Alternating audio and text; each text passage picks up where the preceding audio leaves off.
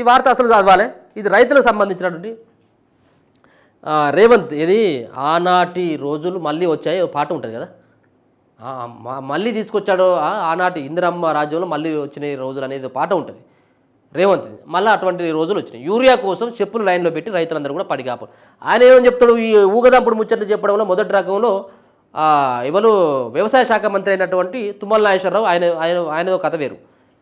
ఆయన ఏమని చెప్తాడు, మొత్తం యూరియాకు కొరత ఏమి లేదు, మరి యూరియాకు కొరత లేకపోతే రైతులకు ఎక్కడ పని లేకుండా వచ్చి ఎండలో నిలబడి ఆ చెప్పులు పాస్బుక్లు ఇట్లా లైన్లో నిలబెడతారా, లైన్లో పెట్టి నిలబెడతారా?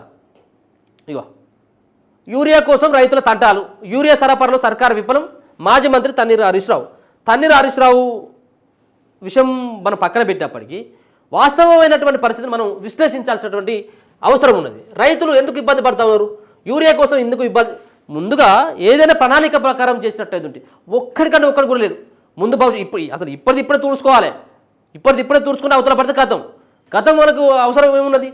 సో యూరియా కొరత వస్తుంది, పంటలకి అందించాల్సిన యూరియా లేకపోతే రైతులు ఇబ్బంది పడతారు, దానిపైన ఎట్లాంటివి ఉండవు.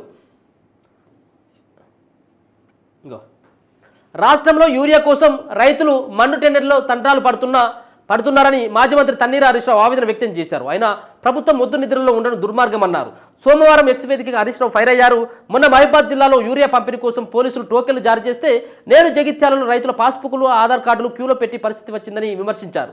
ఉమ్మడి రాష్ట్రంలో రైతులు కడగండ్లను కాంగ్రెస్ సర్కారు పునరావృతం చేస్తుందని ధ్వజమెత్తారు. బీఆర్ఎస్ పాలనలో రైతే రాజుగా ఉన్న తెలంగాణలో రైతన్నను నట్టేట ముంచి నడి రోడ్డు మీదకు తెచ్చిన ఘనత కాంగ్రెస్ ప్రభుత్వానికి దక్కుతుందని విమర్శించారు. రైతుకు అవసరమైన యూరియాను సరఫరా చేయడంలో రాష్ట్ర ప్రభుత్వం పూర్తిగా విఫలమైందని ధ్వజమెత్తారు. రైతు డిక్లరేషన్ అని దగా చేసి రుణమాఫీ, రైతు భరోసా, పంట బోనస్ పేరుతో మోసం చేశారన్నారు. ఇప్పుడు ఇటువంటి మాట్లాడేటువంటి నోర్లకి మాట్లాడేటువంటి అర్హత లేనటువంటి ఈ నోర్లకి తాళం వేసేటువంటి కాంగ్రెస్ పార్టీకి నిజంగా కూడా వాళ్ళకి అవకాశం ఇచ్చిందే ఇప్పుడు కాంగ్రెస్ పార్టీ. ఎందుకంటే వీళ్ళేమో చేత కాదు, ముందుగా తీసుకొచ్చి పెట్టేటువంటి పరిస్థితి లేదు.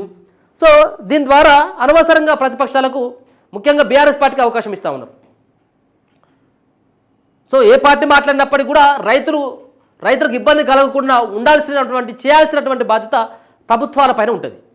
రైతులు పంట పొలాల్లో పంటల కోసం, పంట దిగుబడి కోసం, పంటకు పడ్డటువంటి చీడను ఎట్లా తొలగించాలన్నటువంటి దానిపైన పంట పొలాల్లో తిరిగేటువంటి రైతన్నలు ఇలా యూరియా కోసం లైన్లో నిలబడి పడిగాపులు కాసి ఎండలో విసికి వేసారు చెంది ఇబ్బంది పడేటువంటి పరిస్థితికి ఇలా రాష్ట్ర సర్కారులన్నీ ఎందుకు తీసుకొచ్చేటువంటి పరిస్థితి ఉంటుంది.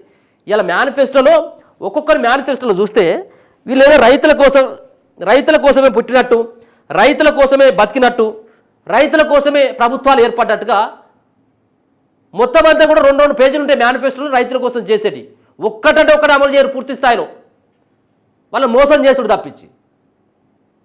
ఎందుకంటే పాపం రైతన్నలకి రోడ్లెక్కి ధర్నాలు చేసేటువంటి పరిస్థితి తక్కువ ఉంటుంది, సర్దుకుపోయేటువంటి గుణం ఉంటుంది.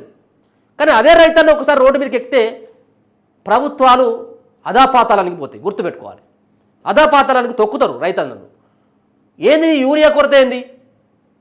రాష్ట్రం అగ్రగామిలో ఉన్న దేశంలోనే అగ్రగామిలో ఉన్నటువంటి రాష్ట్రంలో, ధనికమైనటువంటి రాష్ట్రంలో రైతులు ఇప్పటికి సైతం కూడా పడిగాపులు కాయాల్సినటువంటి అవసరం ఏమొచ్చింది? సో దీనిపైన ఆయా రాష్ట్ర సర్కారులు ఆలోచించకపోతే మరి కొరివితో గోక్కున్నట్టే ఉంటుంది.